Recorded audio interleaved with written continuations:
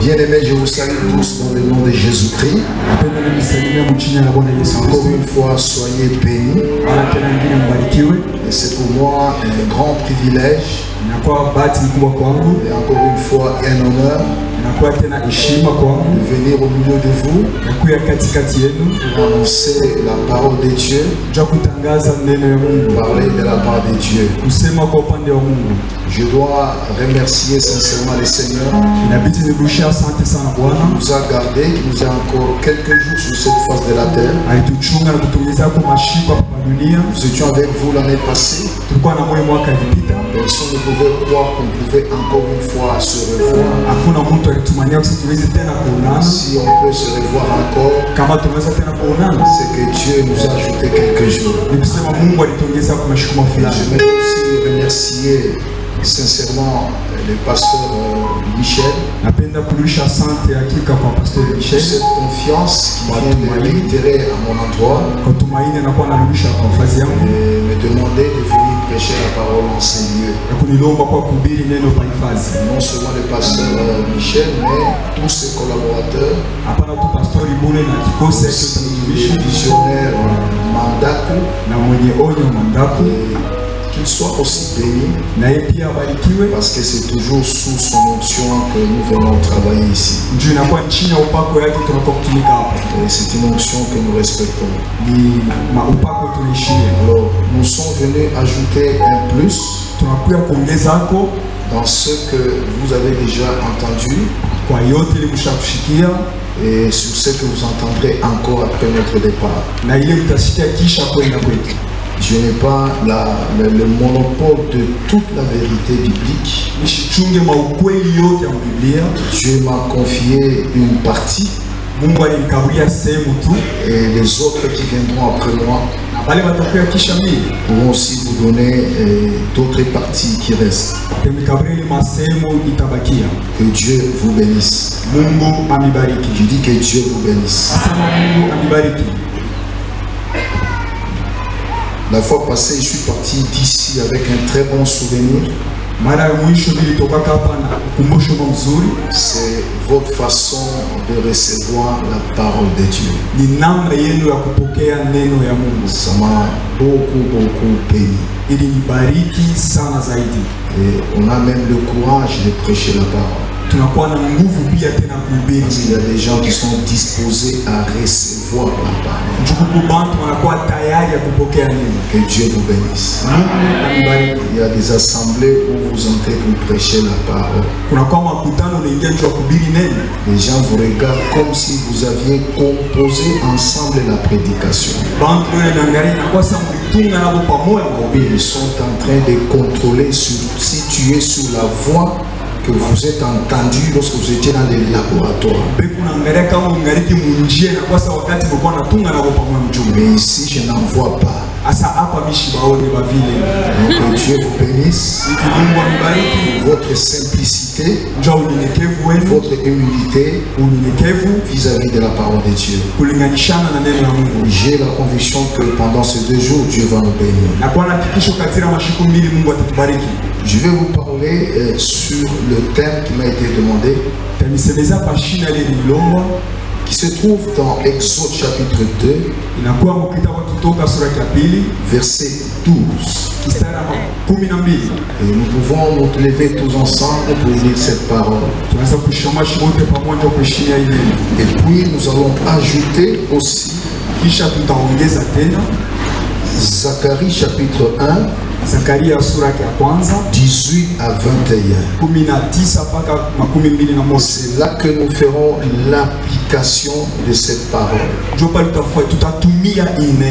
allons transposer cette vérité biblique de Exode 12, Exode chapitre 12, verset 1. 2, verset 12. On va la transposer sur Zacharie chapitre 1, 18, 21. Et d'une manière pratique, nous pourrons maintenant comprendre ce que le Saint-Esprit veut nous enseigner ce soir. Le premier texte, nous lisons Si tu peux m'aider à lire à haute voix, s'il vous plaît. Nous pouvons lire tous ensemble. Mais plus on l'accablait, plus il multipliait et s'accroissait. Et l'on prit en aversion les enfants d'Israël. Je ne vous entends pas lire la Bible. Alors nous allons lire maintenant Zacharie 1, 18 à 21. On peut lire à haute voix s'il vous plaît. Je levai les yeux et je regardais et voici il y avait 4 cornes. Combien de cornes? J'ai dit à l'ange qui parlait avec moi, qu'est-ce que ces cornes? Et il me dit, ce sont les cornes qui ont dispersé Juda, Israël, Jérusalem. Ces cornes ont dispersé qui? Juda, Israël et Jérusalem. Et le verset 20, nous continuons. L'Éternel me fit voir 4 forgerons. 4 forgerons. J'ai dit, que viennent faire? Il dit, ce sont les cornes qui ont dispersé Juda, tellement que nul ne lève la tête. Et ces forgerons sont venus pour les effrayer, pour abattre les cornes des nations qui ont levé la corne contre le pays de Juda, afin d'en disperser les habitants. Que Dieu bénisse sa parole. Père, nous voulons te rendre gloire et te bénir pour ce moment important de la prédication, de l'enseignement. Et viens nous combler de ta grâce et que le Saint-Esprit préside ce moment et que la parole de Dieu soit prêchée afin que chacun d'entre nous, que soit son niveau d'entendement, qu'il puisse puiser quelque chose pour son édification. C'est au nom de Jésus que j'ai ainsi prié. Amen. Amen. Quand nous lisons le texte qui fait l'objet du thème de ces assises, c'est-à-dire Exode 2:12, nous pouvons y discerner l'idée de base qui est cachée dans ce texte. C'est la croissance. C'est ça l'idée de base. Plus on l'accablait, plus il multipliait et s'accroissait. L'idée de base dans ce verset biblique, c'est la croissance. Et j'aimerais aussi vous dire qu'il y a 3 moyens que Dieu utilise pour nous faire croître à tous égards.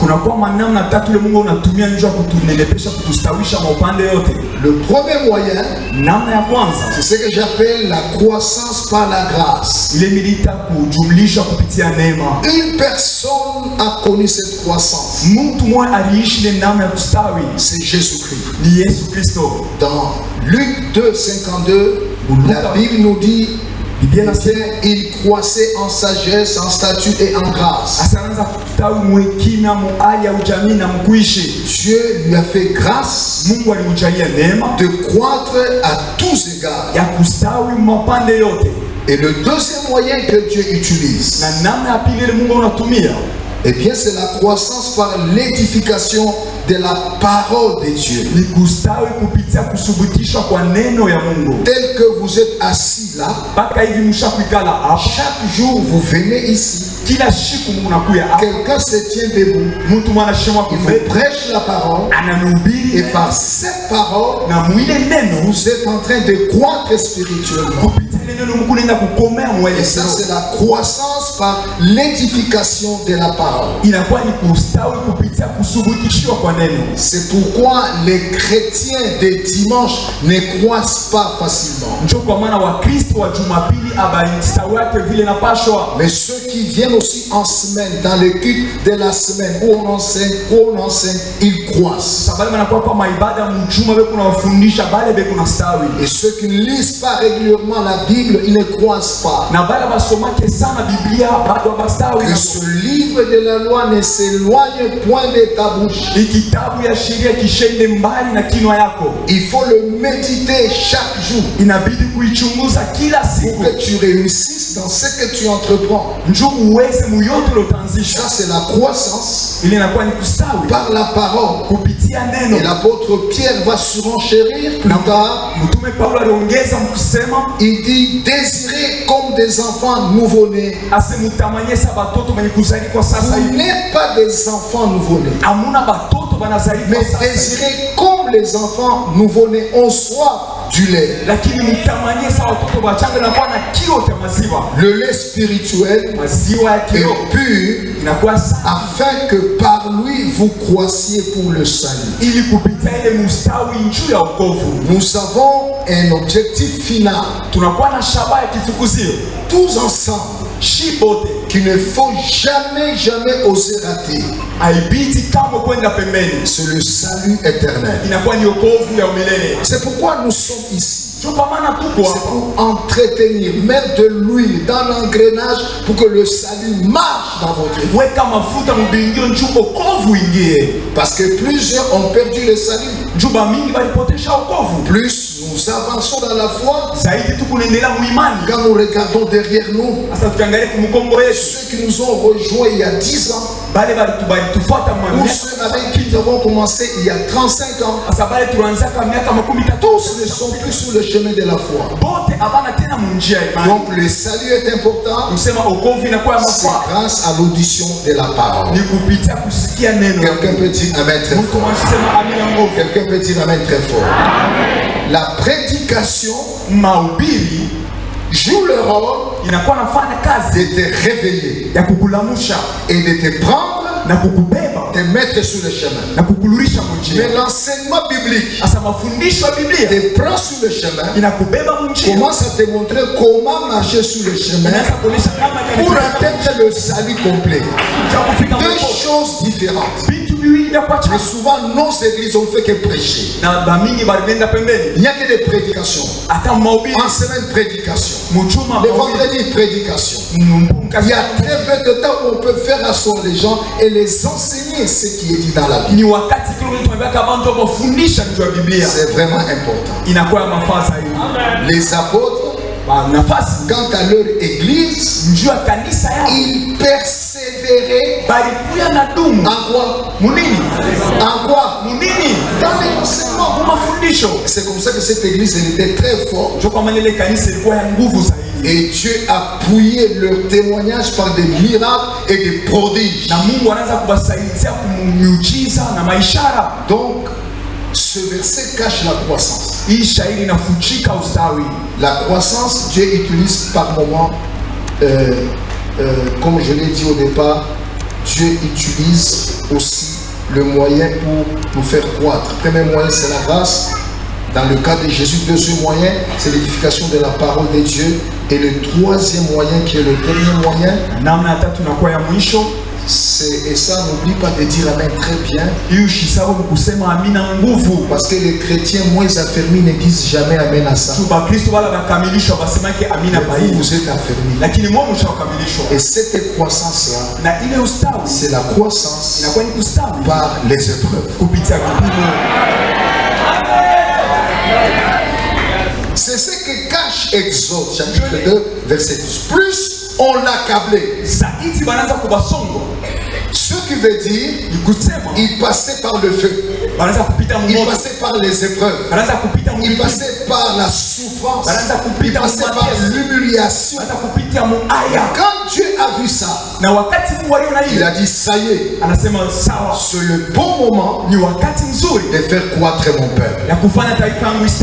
Dis à ton voisin, ne fouille pas les épreuves. Dis-lui que c'est ça le chemin. Amen. Amen. nasikia mtu wako asabla sasa njoo ya éviter na chez toi ça c'est ma njoo éviter c'est ça njoo yo c'est ça njoo c'est ça la croissance par les épreuves ustawi kupitia vipimo avant d'atteindre la gloire kabla kufikia kwa utukufu les épreuves vipimo. Dites amen. C'est ça le thème de cette assise. Et c'est cette dernière croissance qui nous intéresse et qui nous bénit ce soir. La croissance par les épreuves. Plus on l'accablait, plus il multipliait et il s'accroissait. Notez bien ceci. Les épreuves peuvent vous rendre pire ou pur.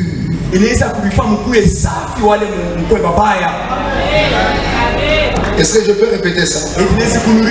Les épreuves peuvent vous rendre pire ou pur.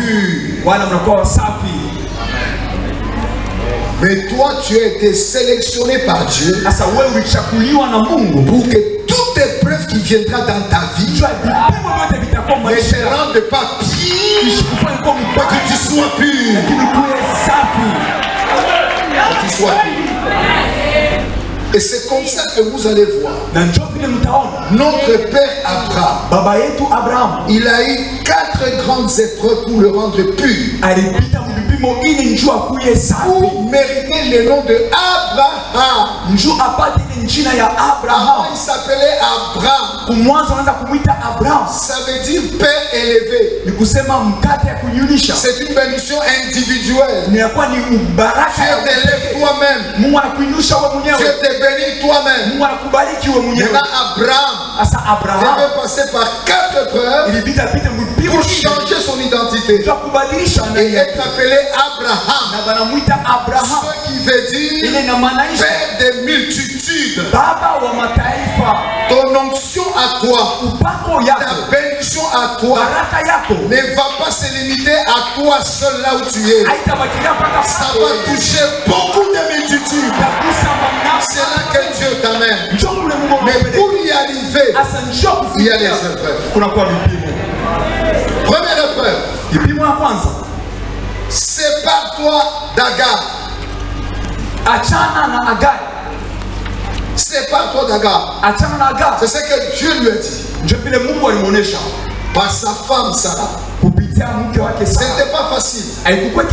Il pensait que c'est Agar seulement. Dieu dit, même son fils, allez, mets dehors. C'était une grande épreuve pour quelqu'un de plus de 75 ans. Avoir un enfant, et puis Dieu lui dit, allez, chasse et l'enfant et la maman. Et Dieu lui-même est allé s'occuper d'eux. Deuxième épreuve d'Abraham, c'était très très fort. Il devait se séparer de son pays, de ses parents, de sa contrée, de son milieu naturel. Et Dieu lui dit, allez, va-t'en, je te montrerai. Il a plié bagage et il partait sans savoir où il allait. Et il a obéi à la voix d'un Dieu qu'il n'a jamais rencontré. C'était la deuxième épreuve de sa vie. Troisième épreuve d'Abraham. Il prend Lot avec ses bergers, tout ça. C'est-à-dire qu'à un certain moment, il y a une dispute entre lui, les bergers de Lot et les bergers d'Abraham. Dieu répète, sépare-toi. Il dit à son frère, si tu pars à droite, moi j'irai à gauche. Si tu montes au sud, moi j'irai. Si tu descends au sud, moi je monterai au nord. Choisis le premier. Et moi je choisirai le deuxième. Dans les choses de Dieu, ne te précipite pas. Ne te précipite pas. Même pour prêcher, ne te précipite pas. Il y a un temps. Il il y a un temps où celui qui t'a appelé, il va t'élever là où tu es. Abraham a dit non, choisis le premier. Et voilà cet homme, il va tomber dans le piège du vieux. Quel est ce piège-là? Abraham savait, les premiers seront les derniers, et les derniers seront les premiers. C'est pourquoi il choisit le premier. Et il est tombé dans ça. Et c'est comme ça qu'après qu'il est choisi et parti, n'oublie pas de dire amen. Dieu vient choisir pour Abraham. J'ai une prophétie. Dieu te choisira. C'est pour te vaut dans la vie. Un Américain a chanté. Oh Dieu, si tu pouvais choisir pour nous, nous serions des hommes heureux. Malheureusement, tu nous as laissé le libre arbitre de choisir nous-mêmes. Et souvent, nous choisissons mal. Laisse Dieu te conduire dans ce que tu dois choisir. Tu ne vas pas le regretter. Dites avec très fort. Moi, je n'ai jamais regretté. Je suis né ici. J'ai étudié ici. Je m'ai appelé ici. Et puis je me suis marié ici. Mes deux premiers enfants, je les ai eus ici. Même le travail que j'avais eu, c'était ici. Mais quand Dieu m'a envoyé à l'ICAS, aujourd'hui, je ne regrette rien. Vous savez bien amen. Tu n'as pas bien dit amen. Dis à ton voisin, même si c'est un petit peu. C'est le petit pays qui a élevé le pasteur. C'est pas ces petits pays. Les Américains viennent là-bas. Les Canadiens viennent le chercher. Les Africains viennent. Moi je demande dans ce petit pays. Le monde entier. On a prêché Jésus. Avec comme quartier général, comme Kijé Dikassi. Qui peut imaginer ça? Et tu nous souffles. Quand on commençait là, nous sommes présentés dans des conventions. C'est le pasteur Jonas, le pasteur Dikassi. Je voyais les gens se fatiguer. Parce que d'autres nous connaissent. Mais aujourd'hui, beaucoup font attention maintenant à ce que Dieu fait dans cette petite vie. Laisse Dieu choisir pour toi. Et la dernière épreuve, la dernière séparation, Abraham devait se séparer avec ce qu'il aime tant. Tous ici, nous tous, chacun d'entre nous ici, quelque chose qu'il aime tant. Mais Dieu vient, ce que tu aimes tant, donne-moi ça. Il devait enfin se séparer avec son fils. Un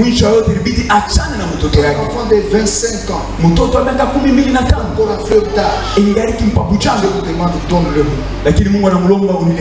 Lorsqu'il a accepté toutes ces épreuves, c'est alors que Dieu a dit, je le jure par moi-même. Il n'avait jamais dit ça. Et pourtant, ce sont les mêmes promesses qu'il a répétées juste après. Mais en y ajoutant avec serment. Même si Abraham ne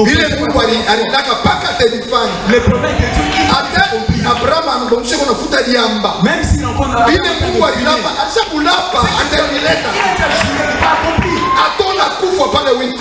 tu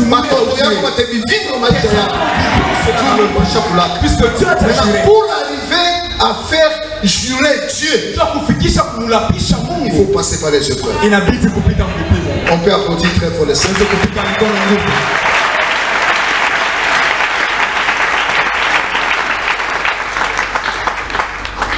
Alors, c'est ce que nous pouvons retenir dans ce verset. Nous allons maintenant le transposer dans Zacharie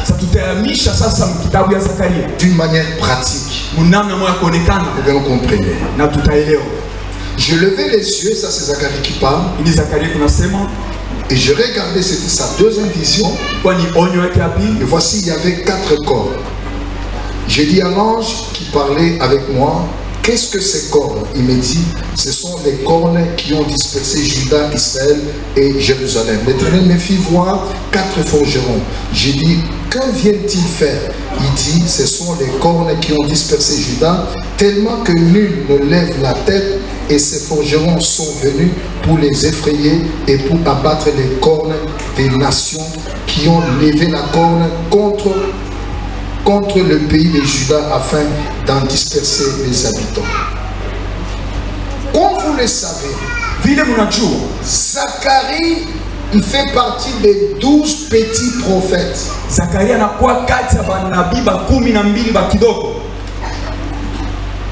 Mais son message était grand, très grand. Parce qu'il a prophétisé après le retour de l'exil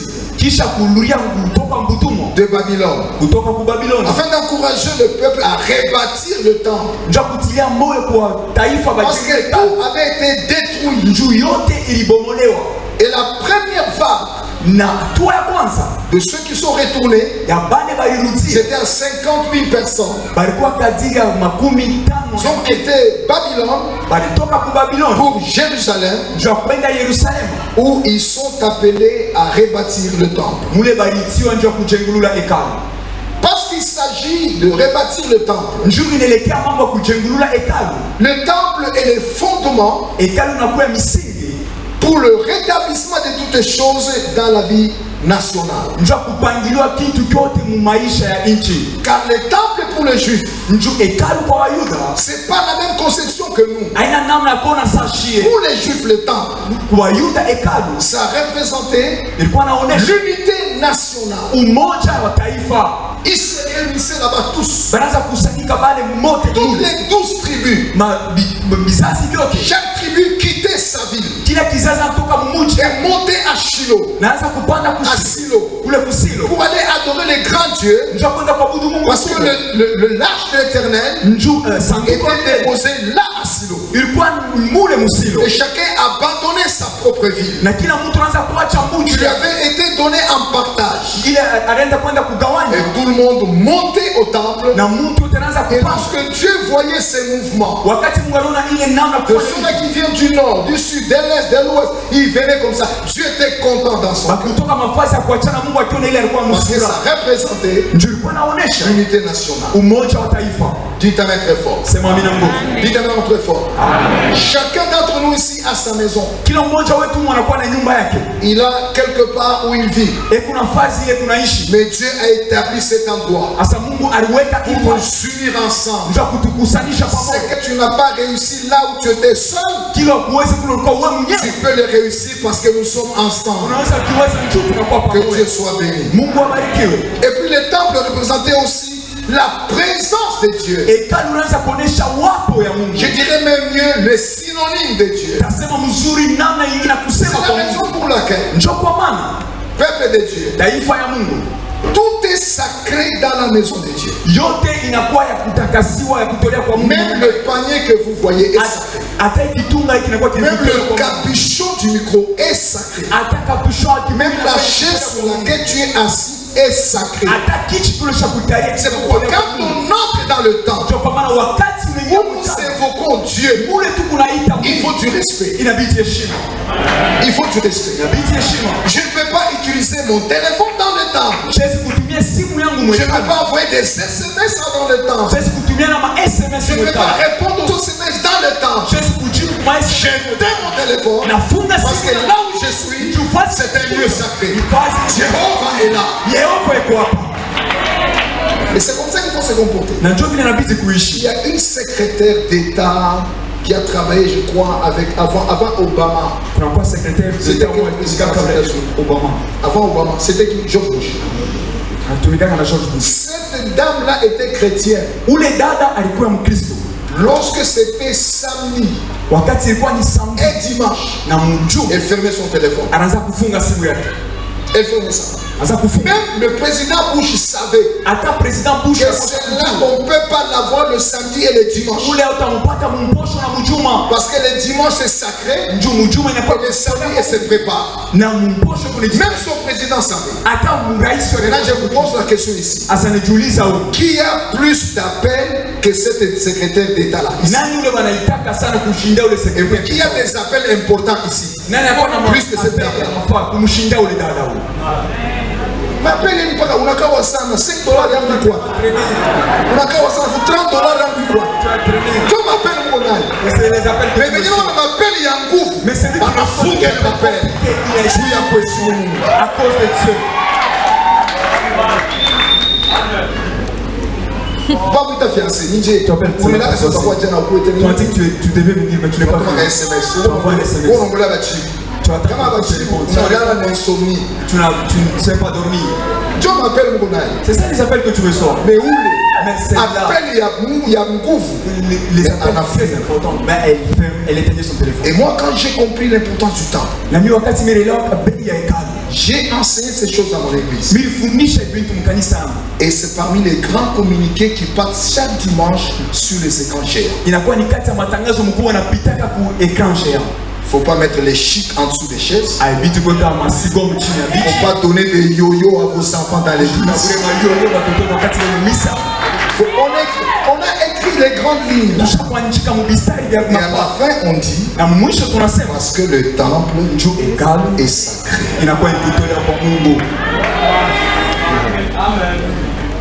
Nous pouvons entrer avec vous dans un bar qui était un ancien bar et nous achetons ça pour y faire un temple. Dès que nous invoquons Dieu là-bas, tout devient sanctifié. C'est comme ça que l'ange a dit à Josué, ôte tes souliers car le lieu où tu te trouves est un lieu saint. Parce que Dieu est descendu là-bas. C'est comme ça. Zacharie, il a prophétisé en faveur du temple. En passant, je vous dis ceci. Son nom veut dire Dieu se souviendra. Dieu se rappellera. Mais encourager ceux qui font quelque chose pour la maison de Dieu. Tous ceux qui travaillent pour la maison de Dieu. Tous ceux qui aident un frère, une soeur, les pasteurs, ils font quelque chose pour ces gens-là. Sachez que Dieu se rappellera. Rien ne restera pourri dans la pensée de Dieu. Dieu se rappellera. C'est ça le nom de cet homme de Zacharie. Alors, rapidement, nous voulons voir ce que Dieu a révélé à son serviteur Zacharie. Dans cette deuxième vision, le prophète a vu 4 cornes. Vous êtes avec moi? Et 4 forgerons. Ces 4 cornes représentent les règnes du diable, ainsi que ses objectifs. Et si tu lis la Bible, tu vas voir que partout il y a des cornes, c'est l'emblème du diable, la force agressive.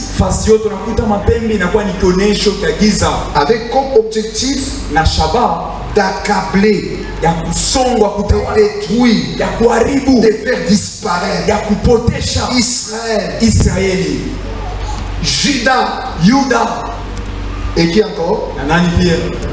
Hein? Qui encore? Jérusalem. C'est pour rendre impossible la multiplication. C'est pour rendre impossible l'accroissement. J'ai une petite remarque à vous faire. Toutes ces 3 tribus ont vécu en Égypte du temps de Pharaon et du temps de Moïse. Donc quand on nous parle d'Exode chapitre 2 le verset 12, Judas était là, Israël était là, Jérusalem était là. Toutes ces nations étaient là. Prophétiquement, Dieu leur préparait. Sur des très grands. L'accablement pharaonique était très farouche.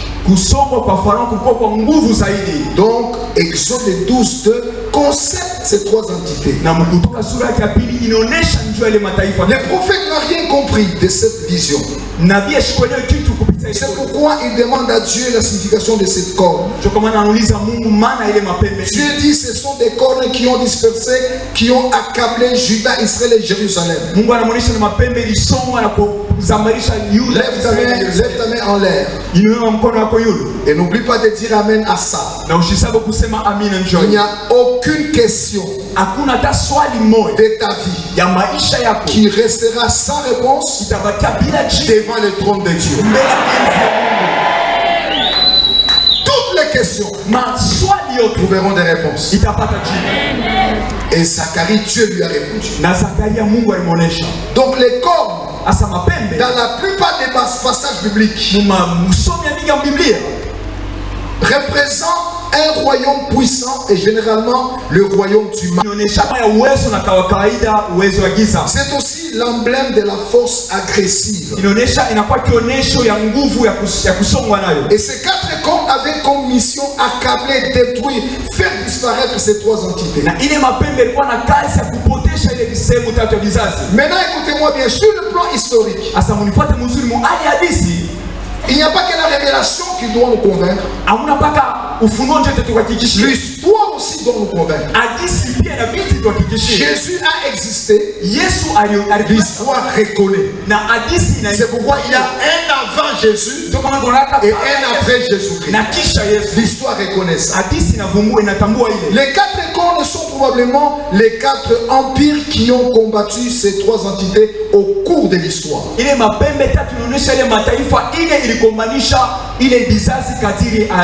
Premier empire, c'était l'Assyrie. C'était la première corne d'une manière prophétique. Deuxième empire, c'était la Babylone, qui à son tour a aussi accablé les enfants d'Israël. Et puis il y a eu aussi l'empire Médo-Perse. Sans oublier l'empire d'Égypte. Et c'est ici en Égypte qu'on trouve l'accomplissement de notre thème. Plus on l'accablait, plus il multiplie. Ce sont ces quatre nations qui ont fait comme ça aux enfants d'Égypte, qui ont accablé leurs filles. Alors je commence. Pose la question à ton voisin. Pourquoi Judas? Je ne t'ai pas entendu. Tu peux parler un peu plus fort? C'est par là où je commence maintenant la prédication. Pourquoi Judas? Judas, c'est à cause de son avenir glorieux. C'est une tribu qui portait la gloire des nations. Et Jésus-Christ devait venir par cette tribu-là. Donc il fallait faire disparaître Judas pour rendre impossible la descendance de Jésus-Christ. C'est pourquoi les cornes se sont dirigées vers Judas. Dites amen très bien. J'espère que vous comprenez. J'espère que vous comprenez. Ne laissez pas seulement au témoin de Dieu vous expliquer ces choses. Ni au Branham. Sinon même vous avez le droit de comprendre ça. Que Dieu vous bénisse. Judas est un jeune lion, nous dit la Bible. Tu reviens du carnage, mon fils, et ça c'est Jacob qui bénit ses enfants. Il ploie les genoux et se couche comme un lion. Ça c'est Jésus-Christ. Comme un lion qui le fera lever. la Bible continue en disant le sceptre ne s'éloignera point de Judas. Le bâton des commandements, la royauté, le règne de Dieu ne s'éloignera jamais de la tribu de Judas. Et Jésus devait venir naître par là. Et c'est pourquoi la Bible ajoute ni les bâtons souverains d'entre ses pieds. Jusqu'à ce que vienne le Shiloh. Le Shiloh, c'est le pacificateur. Le prince de paix. C'est lui Jésus-Christ. Qui devait venir par les Judas. Maintenant, ces cornes-là ont été combattus pour faire disparaître Judas. Afin que la naissance de Jésus plus tard ne soit pas possible et que la prophétie soit trouvée fausse. Mais ils n'ont pas pu le faire. Dites-moi très fort. Dites-moi très fort.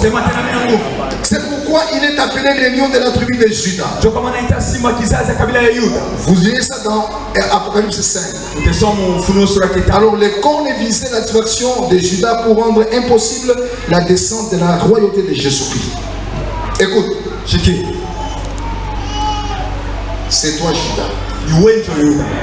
Mais je dis que c'est toi Judas aussi.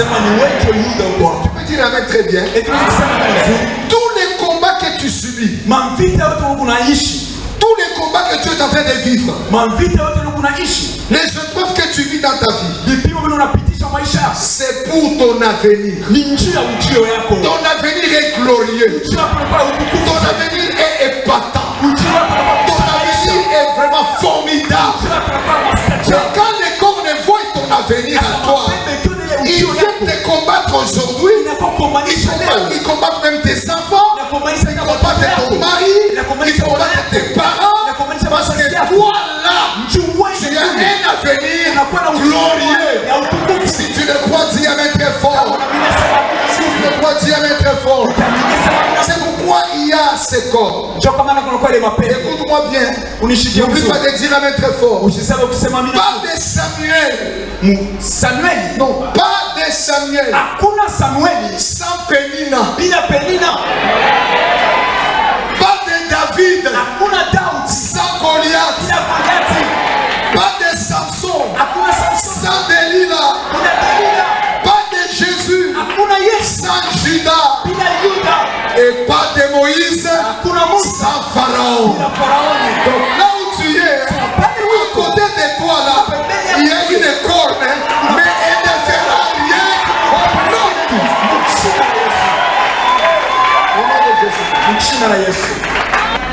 Tu veux prospérer? Lève ta main si tu veux prospérer. Les cornes sont là. Et quand les cornes arrivent, c'est pas pour te tuer. Dieu va changer leur destinée. Ces cornes-là, ça va te pousser, aller de l'avant, à monter des escaliers, aller plus loin avec les serments. C'est pourquoi il est dit dans la Bible, plus on accablait, plus il multipliait, plus on accablait, plus il s'accroissait. Regarde ton voisin, dis-lui ceci, plus utanichuki, plus mitapanda utaona. Mwambie bien, plus utanikombanisha, plus utaona vile mitapanda. Kombanisha kukombanisha, utaona vile tunapanda.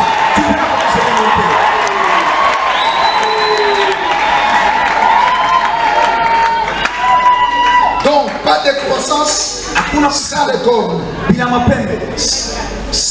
Pas de croissance sans la multiplication. Pas de cornes, pas de multiplication. Mais sache que malgré la présence des cornes, toi Judas, tu connaîtras la croissance à tous égards. Parce que la Bible dit, n'oublie pas de dire amen très fort, voici mon serviteur, il prospérera, il montera, il s'élèvera plus haut. Quel que soit le combat, tu monteras. C'est à toi que je parle, quel que soit le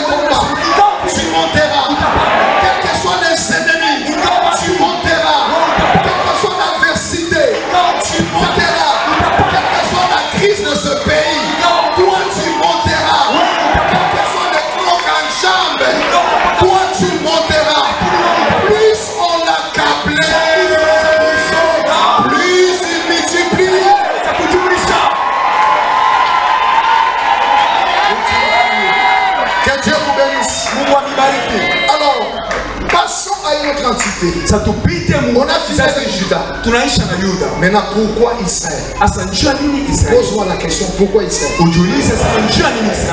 Pourquoi Israël? N'oublie pas de dire Amen. Israël, c'est à cause de l'amour de Dieu envers Israël. La Bible dit dans Romains 9, 12, 13, j'ai aimé Jacob, c'est ça Israël, hein? Et j'ai haï Esaïe. Écoute, tout celui qui sera aimé de Dieu subira la haine des hommes. C'est ton amen qui me donne. Tout celui qui sera aimé de Dieu subira la haine des hommes. Les véritables thermomètres qui peut te faire comprendre que Dieu t'aime, c'est la haine des hommes. Quand les gens te haïssent, c'est que Dieu t'aime. Quand Dieu te persécute sans raison, c'est que Dieu t'aime.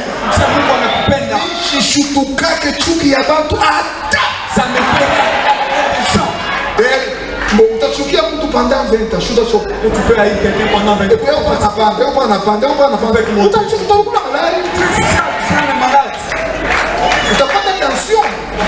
Attention.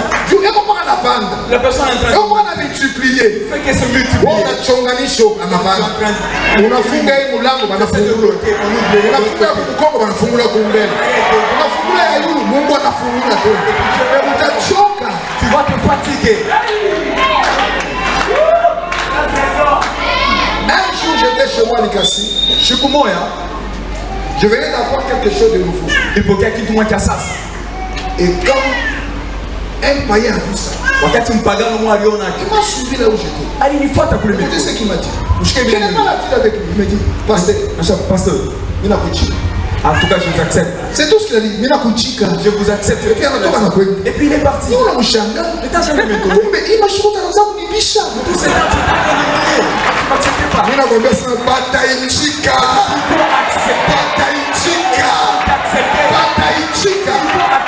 quelle que soit la haine des hommes, toi tu vas prospérer.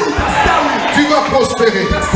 Matthieu 5, 11 vous dit, malheureux serez-vous lorsqu'on vous outragera, qu'on vous persécutera et qu'on dira faussement de vous toutes sortes de mal à cause de mon nom. Réjouissez-vous et soyez dans la grâce, parce que votre récompense sera grande dans les cieux, et c'est ainsi qu'on a fait aussi aux prophètes. Pasteur, c'est pas la foi d'aujourd'hui. On essaie juste de tu abandonnes l'église. Certains entendent se moquer de toi, tu abandonnes l'église.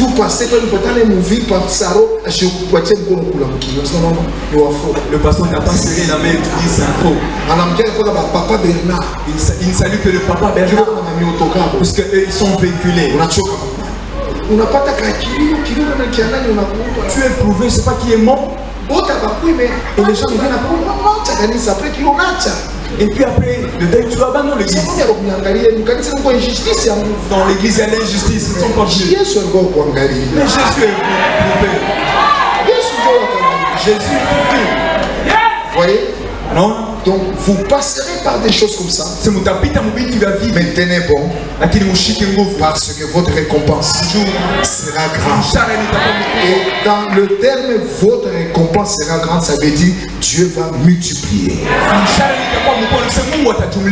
Amen. Voilà pourquoi Israël a été combattu par les corps. J'aimerais vous donner une déclaration formelle. Ça sera votre prophétie de la vie. L'amour de Dieu est plus fort que la haine des hommes. Je répète encore, l'amour de Dieu est plus fort que la haine des hommes. Mais vous êtes fatigué par rapport à la haine des hommes et vous ne voyez pas l'amour de Dieu s'épuiser sur votre vie. Écoute-moi bien. Même si tout le Lubumbashi vous hait, comptez sur l'amour de Dieu. Je dis comptez sur l'amour de Dieu. Et j'aimerais dire à quelqu'un ce soir qui passe par des moments difficiles, Dieu t'aime. Je dis que Dieu t'aime. Voilà que tu es là, Dieu t'aime. Quelle que soit ta taille, Dieu t'aime. Quel que soit ton niveau d'études, Dieu t'aime. Quel que soit ton accoutrement, Dieu t'aime. Quelle que soit ta taille qui est lancée là, Dieu t'aime. Quelle que soit la beauté de ton visage, Dieu t'aime. Dieu t'aime. Dieu t'aime.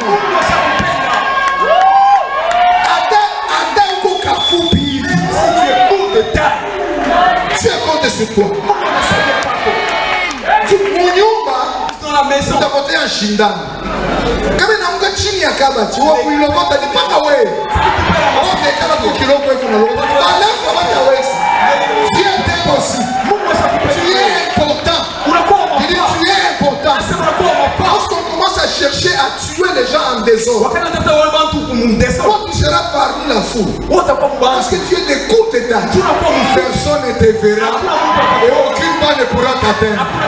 Parce que Dieu t'aime. Ne regrette jamais de ce que tu es. Ne regrette jamais de là où tu es né. Ne regrette jamais de la position de tes parents. Ne regrette jamais de tes possibilités. Bénis le Seigneur, glorifie le Seigneur, parce que Dieu t'aime.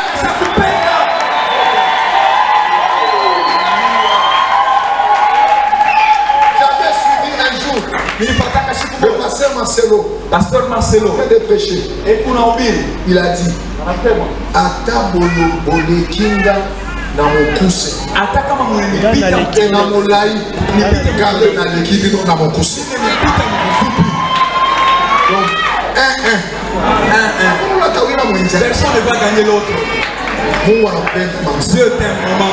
Dieu t'aime. Que tu es là, Dieu t'aime. Avec ta maladie,